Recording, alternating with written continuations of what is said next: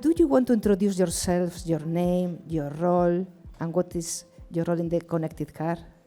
Starting with you, Mattijs. Yes, I start. So hi, I'm Mattijs. I oversee partnerships at Appning. Appning is a wholly owned organization by Forvia. So you might not be very familiar with Automotive, but Automotive consists of a lot of suppliers.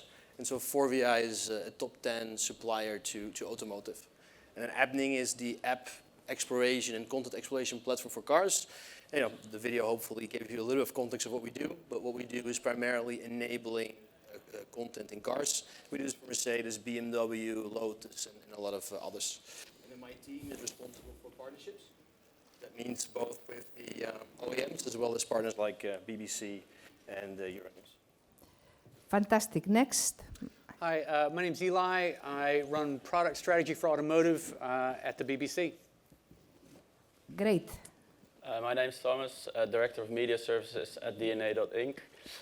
We're a European team of experts helping our clients build great products.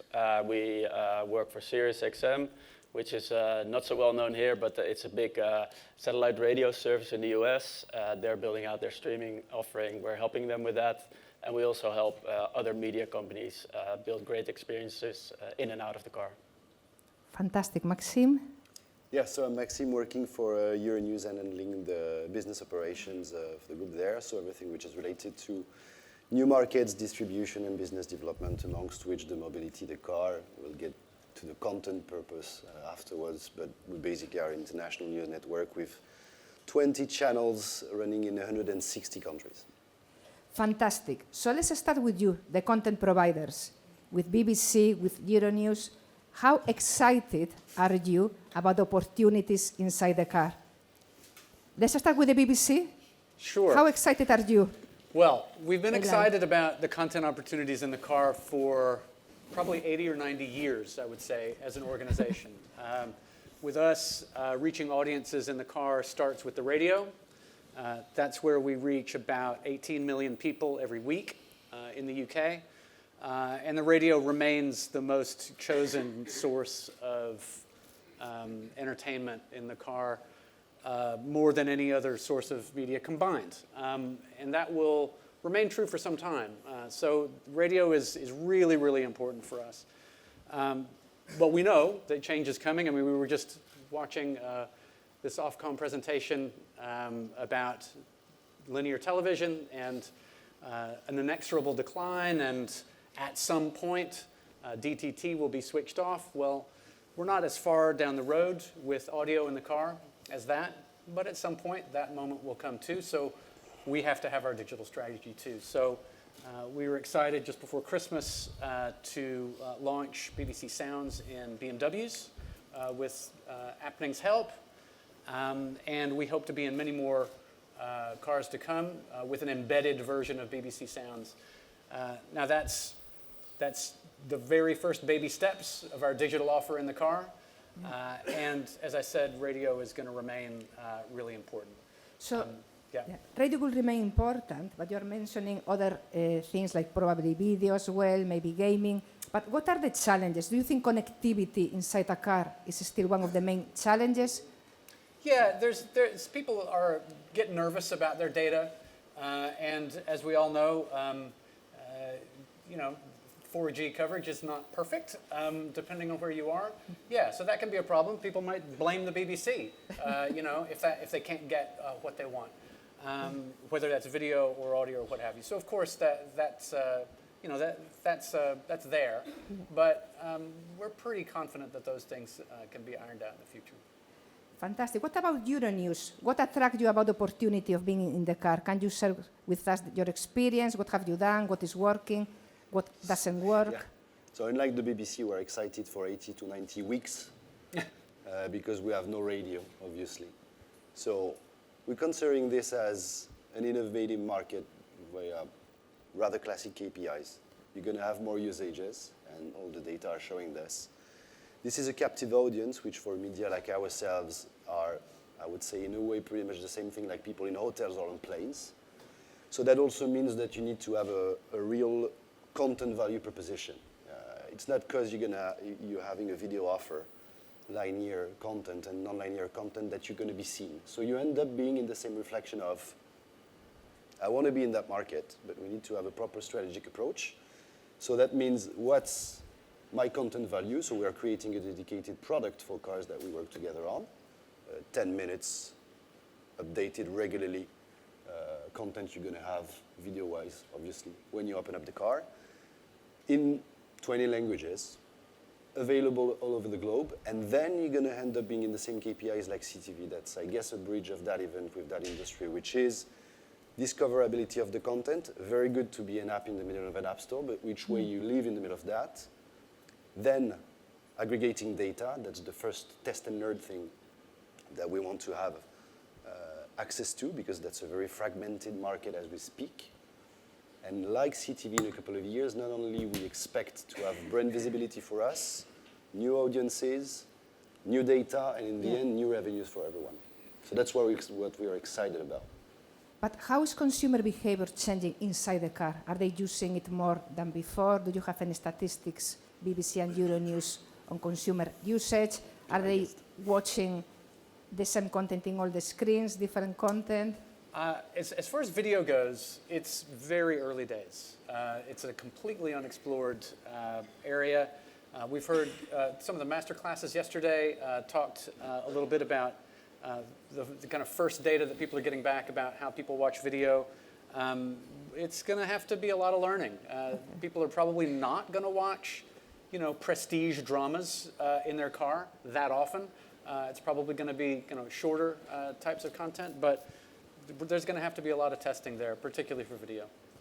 And I will go back to the two of you, but I want to speak to the tech vendors to see, is the technology ready to offer this kind of content? Mattijs, what are the car companies prioritizing in terms of content strategies? Are consumers demanding more audio, more video, gaming? What are the priorities? So it's a very good question. So I think there's the priority of the OEM and there's the priority of the user. So I think the user, as said, really wants audio. And audio is the main use case at the moment. We see, for instance, that Spotify is saying that 1/3 of their consumption is being done in the car. So for them, being there with an embedded solution is a must-have, right? The embedded solution is far superior to an app, a Bluetooth, or a mirroring solution in the car. So that's one thing that we see, and audio this is why we carry all the services, Spotify, Deezer, Tidal, BBC, those are all services that are highly requested. But then what we see happening in the car is two trends, right? So the first trend is that screens in the car are coming. Like if you have a Mercedes, there's a screen for the co-pilot. So if you're driving, you have someone next to you, that person can then have a full touch screen to its ability. So there is content is needed. Then we see large screens at the back. This is more tailored typically to high-end C-level kind of car fleets, but then we see more and more screens coming for kids at the back screen. I think what everybody understands is that, as Eli is saying, is like this is not going to be connected TV in the car. This is really going to be a new form. Like 10 years ago, we didn't. I used to work at a smart TV maker. We didn't understand fast at all. We were just thinking about sort of ordering a snack while you're watching TV.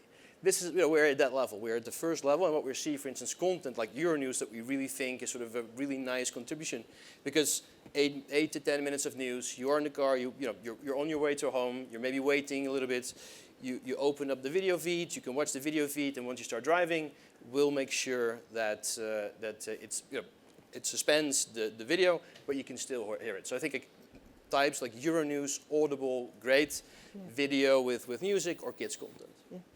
Fantastic. And yesterday I was presenting and I was saying how important is video. 70% of media and entertainment revenues is video. Next one is gaming and games. And the game industry and the video industry are very related. So I want to go to Thomas, because I think, Thomas, you are an expert in gaming. Can you tell us how important gaming will be inside the car? Yeah, a few thoughts on that. I would say definitely if you look across the board, how many people are gamers and want to game, there's definitely a use case for that. We are excited from a product development perspective, just what the car offers. The screens is a different way of interacting. You're with more people in the car. And gaming is definitely part of this. So what we did with Appning is build out a concept for a game store. There's things like Angry Birds in there, but there's definitely also options where it can be voice triggered, so they can be quizzes with people in the car answering these questions. We also made a companion app where you use your phone as the remote to play games. So like a Mario type card game where people are gaming. I especially see these use cases also when the car's not moving, either in a charging environment or it's just on the driveway and kids go in the car and game there. I would say it's early days. We still need the AHA app for the car, like, oh, this is what it's made for. And gaming could definitely be one of those use cases. Yes, because again, according to some data presented by my colleague Daniel Sutton, the charging in the car, the charging stations, the time is declining now from 45 minutes, it will go down to 38, plus 35% of the times, these charging stations are in shopping centers, so people may not stay in the car. So let's discuss that. And also a very important topic, where is the money? How can people make money? How can content providers make money through all this entertainment? People in the audience, feel free to ask questions as well. Don't be shy. This is interactive. It's not only me. So put hands up. Let's interrupt as many times as you want. But I'm going to start with Euronews. Maxime, how can we make money? Through advertising, through subscription packages? How does it work? How do you make money inside a car? If you have the answer first, give it to everyone. But that's a market to be grown again, and that depends on the typology of media you're addressing. As far as news is concerned, subscription model, at least in our situation, is not the way to go. There are two things here. The first thing is, as a corporation and as a media owner nowadays, you should be able to make strategic choices. Do we believe that this market will be growing? Do we believe that our content value and proposition fits that usage? Do we believe that all of us are fighting for attention time nowadays, which is the KPI? Do we believe we have this in car? Yes. Then obviously we're expecting pretty much as, again, the CTV business model based on advertising, whether it's audio, whether it's video, skippable and skippable, but the market is fragmented nowadays in terms of operating systems, in terms of also the demand is not flooding here, but I believe and we believe that on the midterm basis it's going to be definitely getting there. So we want to make an early move, and we believe that such kind of services will become sort of a norm also with the unification of the size of screens, the people getting more used to it, and eventually the demand partner getting more used to it. That's where we believe the money can be. Because yesterday again we discussed a lot about advertising, retail media, shoppable TV. So if regulation allows it and you're inside the car, the kid said, I'm hungry, and then you can tell them, McDonald's, 2 minutes to your right.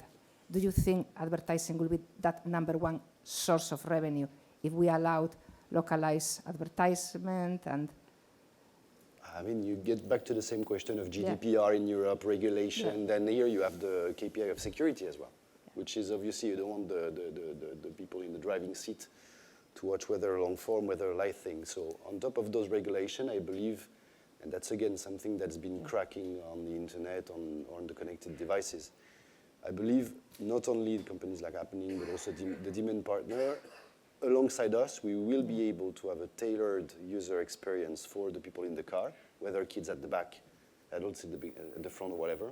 And all of that together, I think it's going to be leading to much more revenues, data, and usages, which the three of them, I believe, are the main KPI of media nowadays.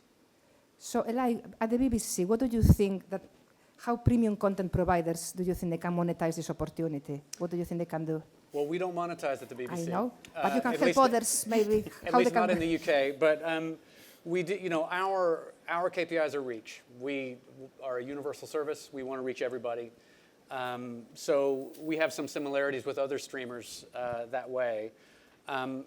We would like to, if you want to reach people, you want to fish where the fish are, right? At the moment, the fish are listening to the radio. It's the easiest thing you can do in the car. There's a big old button, you turn it on, you've got familiar voices talking to you. There are, I think, a number of interesting opportunities to use the radio tuner as a sort of launch pad, both for advertising, not not like distracting videos probably, but potentially still images or other types of call to action. It's probably important to mention that the BBC has a joint venture called Radio Player, which if you listen to the Freely presentation a little earlier on, you can kind of think of Radio Player a bit as a Freely type proposition for radio, which is meant to kind of make that transition from broadcast, traditional broadcast to IP more friendly to broadcasters. Now, with partners like Radio Player and other partners, we work with other partners as well, we can use that radio experience as a place to potentially link into BBC Sounds, but you could also use metadata around radio using some of that traditional radio advertising channel to show advertisements on the radio too. So some possibilities there, I think. We have only 1 minute left. Time ran very quickly, but questions from the audience. Don't be shy. Who has a question? Who wants to become a billionaire using in-car entertainment? One person, 2 questions. Do you think this is, are you sort of laying the foundations for autonomous vehicles, like whatever, 15, 20 years down the line, where everyone's going to be getting driven wherever they want to go, watching whatever it is they want to watch? Is that essentially where you see this going? So I think autonomous drivers will be there, right? And I think this is also the reason for video. We are looking for a use case that makes sense now, but also a place to learn and to be ready for tomorrow. I think autonomous driving might be a little bit closer than we all think. AI is taking a huge leap, and I think this will drive some of the maturity of the autonomous driving quite fast.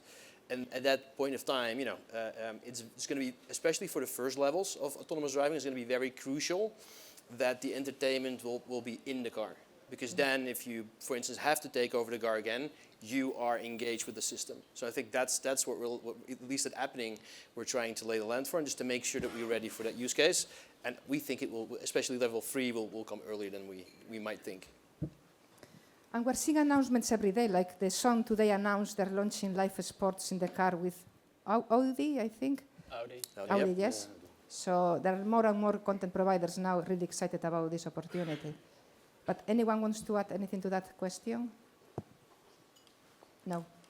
There was another question there, and I think we are now running out of time, but there was a question from... It's the same one. It's the same one, okay. So I think it's sorted, everyone understands the opportunity. Who is super excited about the opportunities inside the car? Great. 5% of the audience. This will change, hopefully. Some work to do, some work to do. Well, thank you very much. If you want to say a sentence to close the panel, and with this, any message to increase the positivity here? I think from my point of view, discoverability is huge. I think for us, that's the biggest challenge. I see our journey in the car as being very similar to where the connected TVs were about 10 years ago. There's still a lot to play for, people jostling for position. Yeah. You're starting to solve some of these problems in connected TV. We're trying to learn from you in the car. Fantastic. Thomas, Mattijs, convince the audience that they have to invest immediately. Go download an app in your car and use it. Mattijs? Yeah, I would say like you would have to try a good BMW or a good Lotus with our system. Try BBC audio or sounds. I think people, because people are used to the phone, you should really experience sort of an integrated experience, and then to really understand how much this is involving and where you're going to. So try to get a Lotus, a BMW, do sound, do Spotify. It's a perfect experience. There you go. Try those cards after this panel immediately. Anything else? No one else wants to add anything? Don't drink and drive. Don't drink and drive. Very good smart. advice. So thank you very much, and I hope you enjoyed the panel.